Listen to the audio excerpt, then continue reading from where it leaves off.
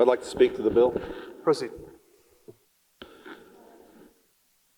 First, I would like to thank the senator from the 8th again.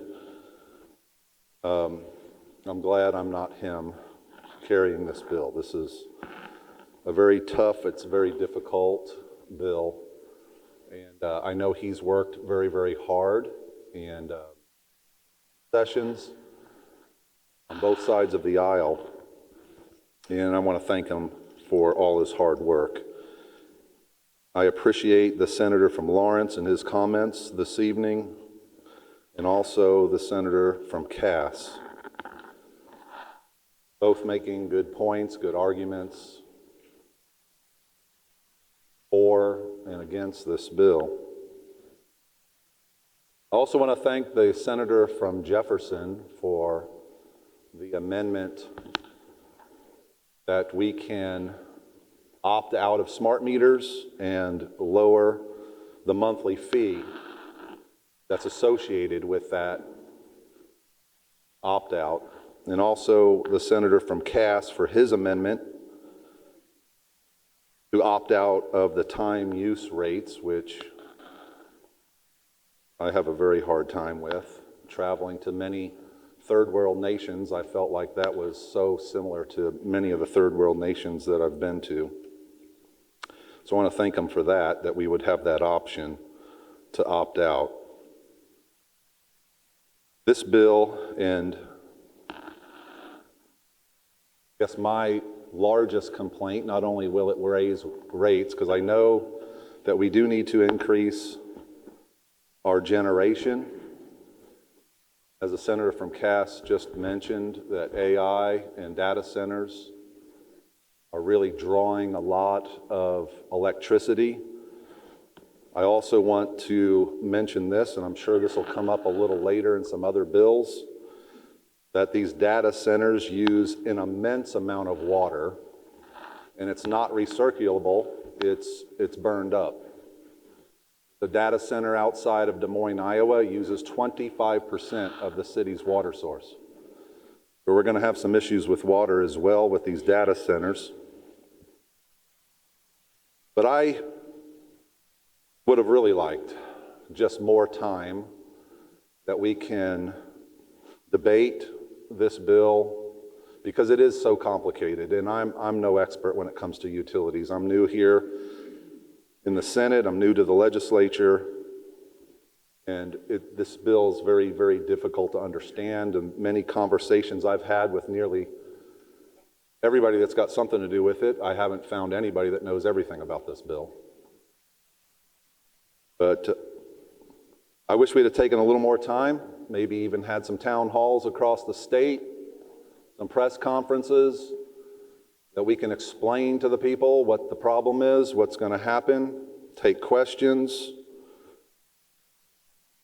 But that being as it is, we don't.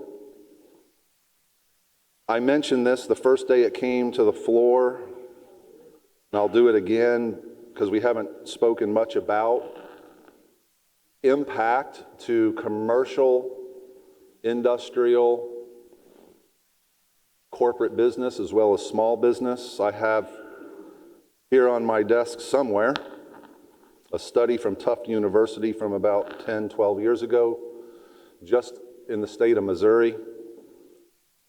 And their findings was a 10% increase in utilities would cost 61,000 jobs across the state. And I know we have to pay for it. We have to pay for the generation, we have to pay for the facilities. So this isn't easy, it's difficult. I think we have a new president here is making sweeping changes. We still don't know all that he's going to be making. I just wish we'd have taken a little bit more time. Again, got some public buy-in. The public's just really confused about it. I try my best to stay off of Facebook just because of the explosion of so much questions, complaints. And again, I don't know that any of us know everything about this bill. But we do know our rates are going to be going up. I'm extremely concerned once again because in my district I have many elderly people on fixed incomes. I have a list of how many people have lost their homes just because of property taxes. They can't pay their bills. Their increases aren't enough. I'm concerned about them. Where are they going to go? How are they going to pay their bills? We got a mess. We have a real mess in this country with prices, with our grid, with all of our utilities, food prices, everything. The impact, we really don't even know the impact if this bill passes, which I'm assuming that it will pass. And we do know our rates are going to be going up. So I have concern for the consumers. I have concern for business, for industry. We've already had, because of the layoffs from the federal government, we have people losing their jobs at the IRS. And I'm just concerned how this bill's going to play into all of that. Unemployment, people not being able to pay their bills. And I'm speaking specifically to my district, people losing their houses because of property taxes, food's high, people have already been they can't pay their bills. They're making decisions, am I going to pay my light bill or am I going to put food on the table?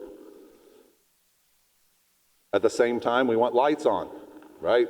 We want to flip our switch and we want the lights on, we want the heat on. We want to turn our faucets and we want water on. So it's a very difficult, really, predicament that we're in. I'll just say it one more time. I'm not sure this is the right bill. I feel very rushed. Mistakes, when things are rushed, mistakes are made.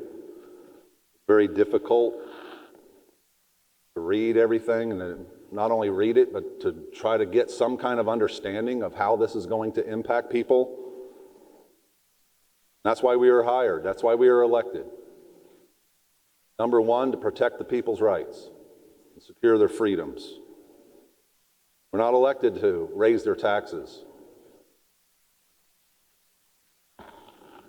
make the cost of living higher for them.